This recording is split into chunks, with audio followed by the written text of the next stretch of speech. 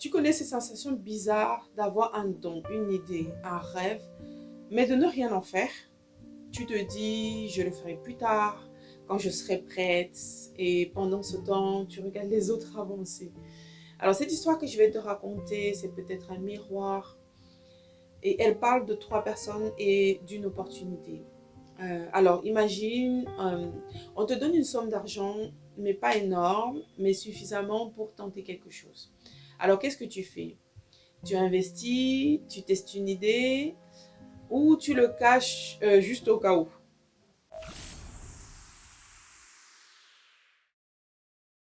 Le plus grand danger, ce n'est pas d'échouer, c'est de ne jamais essayer. Et souvent, on enterre ce qu'on a par peur de ne pas être à la hauteur.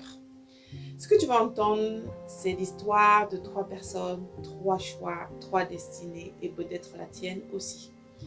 Tu crois que tu n'as pas reçu grand-chose, que tu pars avec un handicap, mais cette histoire prouve que ce n'est pas ce que tu as au départ qui compte.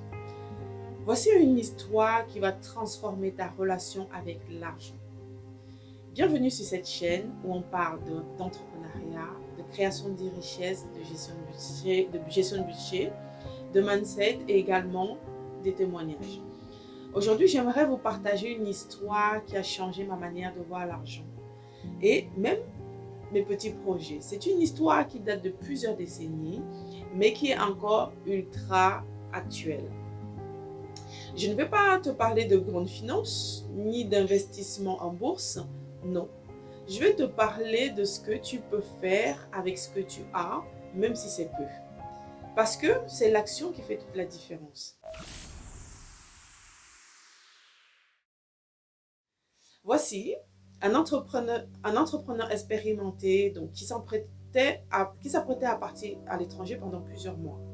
Avant de partir, il appelle trois de ses collaborateurs à qui il fait confiance. Il leur confie des sommes d'argent et il leur dit, je vous confie cette somme, gérez-la comme vous voulez, faites ce que vous pensez être le mieux et à mon retour, vous allez me rendre compte. Donc, à la première personne, il donne 5 000 euros.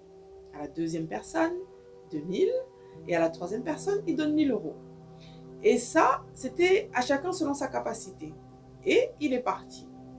La première personne réfléchit et se dit, je vais lancer une petite entreprise de traiteur.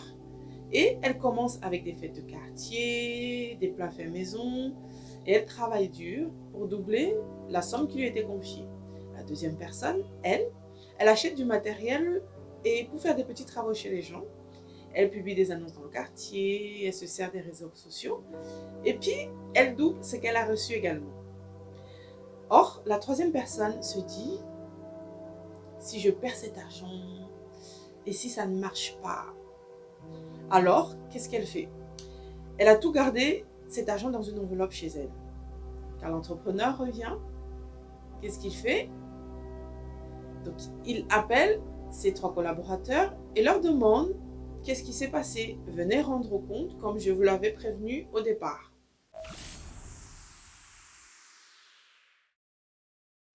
L'entrepreneur appelle les deux collaborateurs et leur demande de rendre compte comme il était prévu dès le départ. Alors, ces deux premiers arrivent et il remet la somme que l'entrepreneur leur avait confiée et cette somme était doublée. Donc, l'entrepreneur félicite les deux premiers collaborateurs et il leur dit, très bien, vous avez pris des initiatives et vous avez fructifié ce que je vous avais confié. Au troisième, il était très déçu et il lui dit, mais tu n'as même pas essayé, tu as enterré ton potentiel. Alors, il reprend l'argent à cette personne inactive et le donne à la personne qui a fructifié son capital. Maintenant, pose-toi cette question. Est-ce que tu es en train de multiplier ton talent ou est-ce que tu es en train de l'enterrer comme le troisième collaborateur?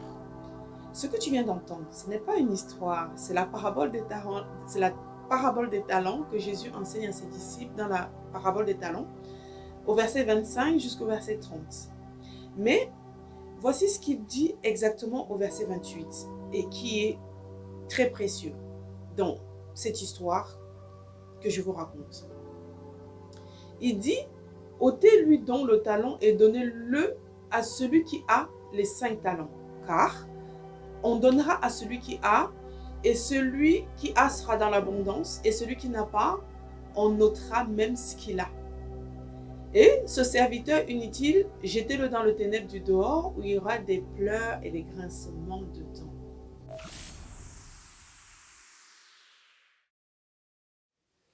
Le verset 28 est très fort. Il dit, enlevez-lui ce qu'il a et donnez-lui à celui qui a déjà.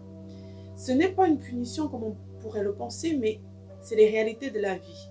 Quand tu développes ce que tu as, tu ouvres les portes. Tu ouvres plus de portes et des opportunités viennent à toi. Quand tu enterres par peur, par doute ou par paresse, tu finis toujours par tout perdre. Et puis, il y a cette image du serviteur inutile qui est jeté dehors dans les ténèbres.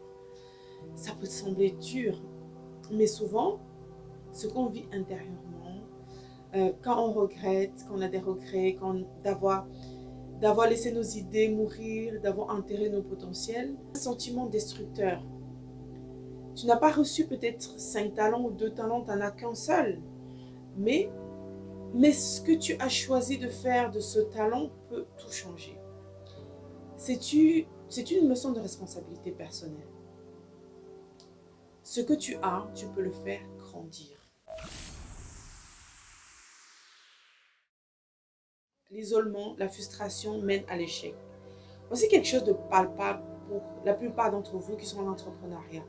Comme tu le sais, les banques prêtent à celui qui a des garanties et l'investisseur prête à celui qui a déjà quelques résultats. C'est plus facile. Donc, utilise tes premiers gains pour construire ta crédibilité. Donc, si tu veux commencer à construire même petit, alors tu peux écrire en commentaire « Je veux apprendre plus » et je pourrais aussi partager avec toi un pack gratuit pour pouvoir construire tes finances et ton budget. Également, abonne-toi pour des prochaines histoires comme celle-ci. Et je te dis à très vite dans une prochaine histoire. Reste connecté et à la semaine prochaine. Merci.